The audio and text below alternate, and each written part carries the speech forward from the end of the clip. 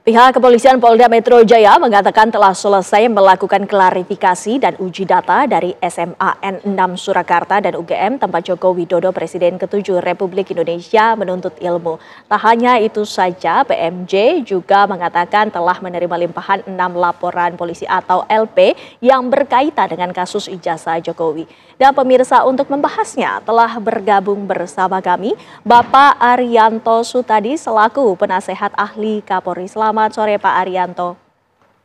Selamat sore Mbak Windy. Ya, setelah adanya 6 LP ataupun laporan kepolisian yang telah dilimpahkan, selanjutnya apa langkah-langkah terdekat yang akan dilaksanakan? Ya, langkah Polda Metro pasti akan terus melanjutkan dengan penyelidikan ya. Karena ini kasus ini kan memang saling melapor ya. Jadi seperti yang saya duga dari semula dulu, bahwa kasus ini pasti nanti akan ditangani oleh satu kantor gitu ya. Karena terjadinya kan saling melapor gitu. Nah, kemarin kebetulan Barreskrim sudah menangani lapor ijazah palsu. Tapi ketika dia selidiki, dia tidak mendapatkan bukti-bukti awal bahwa itu ijazahnya itu palsu apa tidak, sehingga dia tidak bisa melanjutkan kepada penyidikan, maka dia tidak melanjutkan penyidikan. Nah, sedangkan kalau di Metro itu kan laporannya kan laporan daripada pihaknya Pak Jokowi yang melaporkan bahwa itu adalah di pencemaran nama atau mungkin ujaran kebencian atau bohongan dan sebagainya itu, maka itu ditangani Polda Metro.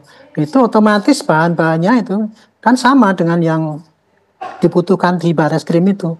Makanya apa yang didapat oleh Barreskrim itu kemudian pasti nanti akan ditarik untuk ke Polda Metro untuk diteruskan dengan penyelidikan gitu. Kenapa masih dibilang penyelidikan? Karena kalau baru pertama kali laporan di Metro itu pasti dilakukan penyelidikan dulu.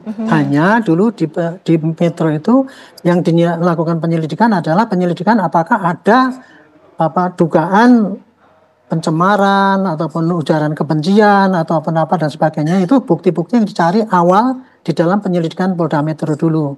Nah, sekarang begitu tahu perkembangan daripada Barreskrim yang ternyata di situ tidak ada bukti bahwa ijazahnya itu palsu atau tidak, maka itu bahan-bahan itu pasti akan diambil oleh Polda Metro, dijadikan bahan penyelidikan dan akan didalami lagi dengan tahap penyidikan nantinya gitu.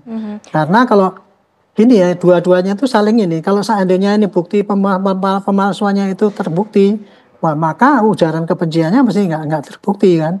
Tetapi apabila ijazahnya ternyata itu asli, maka yang ujaran kebencian itu pasti bisa naik ke penyidikan sampai di pengadilan nanti. Jadi dua-duanya ini nanti penyelidikan apakah ada bukti-bukti bahwa ijazah itu palsu apa tidak, dan apakah ada ujaran kebencian itu ada apa tidak, itu semua akan dikumpulkan oleh Polda Metro.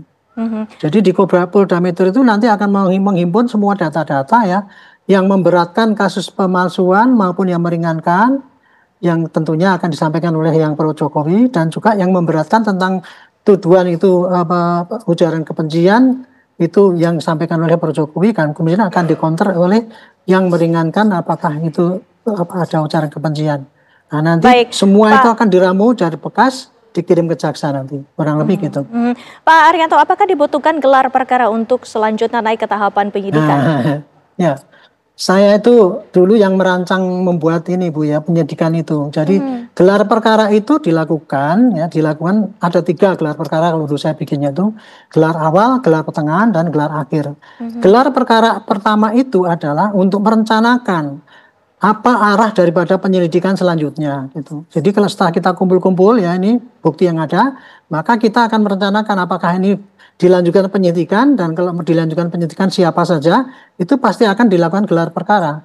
Karena penyidikan itu tidak mungkin diambil kesimpulan oleh salah satu orang penyidik saja, harus oleh para penyidik, para pengawasnya, kemudian para atasan yang mengawasi itu, contohnya ya dari Wasidik, dari Propam, kalau dari Irwasum, kalau itu kasusnya besar ya.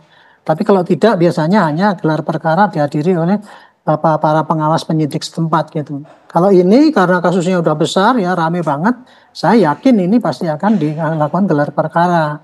Dan kemudian kemarin kan dituduh bahwa kita itu berat sebelah gitu, makanya Pak Kapolri menjamin kan nanti akan kita libatkan dari pihak luar untuk menyaksikan itu. Saya yakin ini pasti nanti perlu dilakukan gelar perkara, entah gelar perkaranya itu internal apa eksternal saya tidak tahu ya. tergantung daripada Metro saja nanti. Kalau saya sih tidak takut lah gelar perkara terbuka ataupun tertutup itu, karena asalkan kita tuh jujur ya, yang kita kumpulkan itu adalah ini dan kemudian akan kita masukkan dalam berkas itu, tidak ada hal-hal yang perlu ditakuti, tidak perlu yang dikhawatirkan gitu. Baik, terima kasih Pak Arianto Sutadi waktunya bersama kami di Kabar Petang. Ya. Sehat selalu Pak.